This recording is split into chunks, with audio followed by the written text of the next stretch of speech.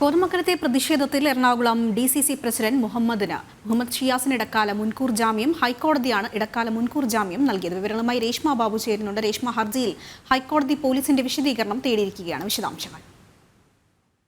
കോതമംഗലത്തെ പ്രതിഷേധത്തിൽ പുതിയതായിട്ട് രജിസ്റ്റർ ചെയ്ത കേസിലാണ് എറണാകുളം DCC പ്രസിഡന്റായിട്ടുള്ള മുഹമ്മദ് ഷിയാസ് ഹൈക്കോടതിയിൽ മുൻകൂർ ജാമ്യ ഹർജി നൽകിയത്. ഇന്ന് 4 മണിക്ക് ജസ്റ്റിസ് CS ഡയസിന്റെ ബെഞ്ച് ഈ ഹർജി പരിഗണിക്കുകയും ഒപ്പം തന്നെ ഇടക്കാല മുൻകൂർ ജാമ്യം ഷിയാസിന് അനുവദിക്കുകയും ചെയ്തിട്ടുണ്ട്. അതായത് ഈ മാസം 16 വരെ അയാളെ അറസ്റ്റ് ചെയ്യുന്ന പക്ഷം ജാമ്യത്തിൽ വിടണമെന്നുള്ള ഒരു നിർദ്ദേശത്തിന്റെ അടിസ്ഥാനത്തിലാണ് ഇടക്കാല മുൻകൂർ ജാമ്യം നൽകിയിരിക്കുന്നത്. അറസ്റ്റ് ഉണ്ടാകുന്ന പക്ഷം താൽക്കാലിക ജാമ്യത്തിൽ വിടണം എന്നുള്ളതാണ് ഇടക്കാല മുൻകൂർ ജാമ്യം നൽകിക്കൊണ്ട് ഹൈക്കോടതി പറഞ്ഞിരിക്കുന്നത്. 16 വരെയാണ് ഇടക്കാല മുൻകൂർ ജാമ്യത്തിന്റെ കാലാവധി. 16-ന് ഹൈക്കോടതി ഈ മുൻകൂർ ജാമ്യ ഹർജി വീണ്ടും പരിഗണിക്കുകയും ചെയ്യും. അതോടൊപ്പം നിലവിൽ ഈ ഹർജിയിൽ പോലീസിനോട് ഹൈക്കോടതി വിശദീകരണം തേടിയിരിക്കുകയാണ്.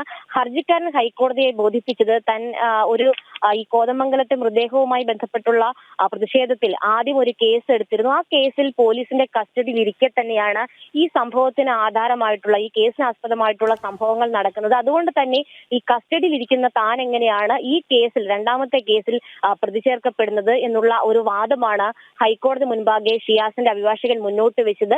ഈ സാഹചര്യത്തിലാണ് ഹൈക്കോടതി നിലവിൽ പോലീസിന്റെ മറുപടി ആവശ്യപ്പെട്ടിരിക്കുന്നത്. എന്തായാലും 16 വരെ മുഹമ്മദ് ഷിയാസിന്റെ ഹൈക്കോടതി സിംഗിൾ ബെഞ്ച് ഇടക്കാല മുൻകൂർ ജാമ്യം അനുവദിച്ചിരിക്കുകയാണ്. അറസ്റ്റ് ഉണ്ടാകുന്ന പക്ഷം താൽക്കാലികമായിട്ടുള്ള ജാമ്യത്തിൽ വിടാനാണ് ഹൈക്കോടതിയുടെ നിർദ്ദേശം. എന്തായാലും 16-ന് പോലീസിന്റെ മറുപടി കൂടി ഹൈക്കോടതി പരിശോധിച്ചുകൊണ്ടായിരിക്കും ഈ ജാമ്യ ഹർജി പരിഗണിക്കുക, മുൻകൂർ ജാമ്യ ഹർജി പരിഗണിക്കുക. ആതിര.